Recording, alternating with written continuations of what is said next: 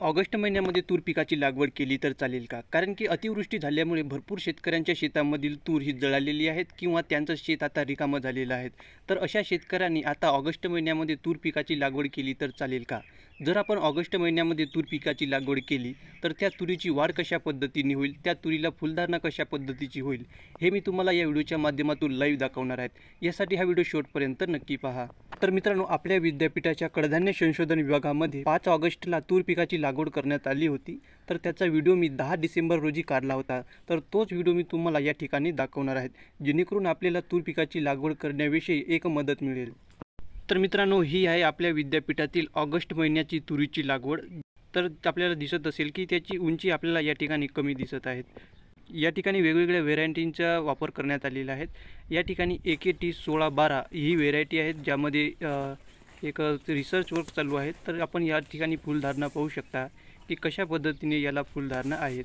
त्यानंतर हा दुसरा व्हेरायटीचा प्लॉट आहे, ज्यामध्ये आपण पाहू शकता की ही वाढ जवळपास 3.5 ते 4 फुटापर्यंत याची वाढ झालेली आहे आणि त्यामध्ये 10 डिसेंबर रोजी त्याला फुलधारणा झालेली आहे. लागवड उशिरा असल्यामुळे या ठिकाणी 2 तासातील अंतर कमी करण्यात आलेलं आहे.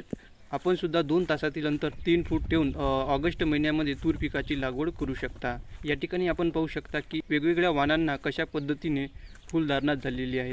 तर अर्धरब्बी तुरीची लागवड करण्यासाठी आपण PDKV, अश्लेषा, तारा, BDN 716 या व्हेरायटींचा सुद्धा वापर करू शकतो.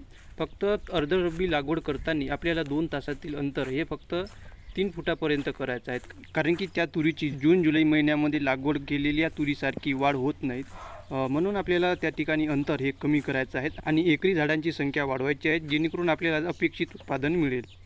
तर अशा पद्धतीचा होता ऑगस्ट महिन्यामध्ये लागवड केलेल्या तुरीचा प्लॉट. आपल्याला हा प्लॉट कसा वाटला ते खाली कमेंटमध्ये नक्की सांगा.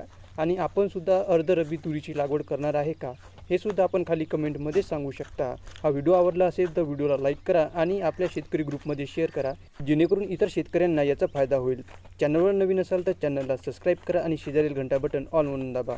व्हिडिओ शेवटपर्यंत पाहिल्याबद्दल धन्यवाद.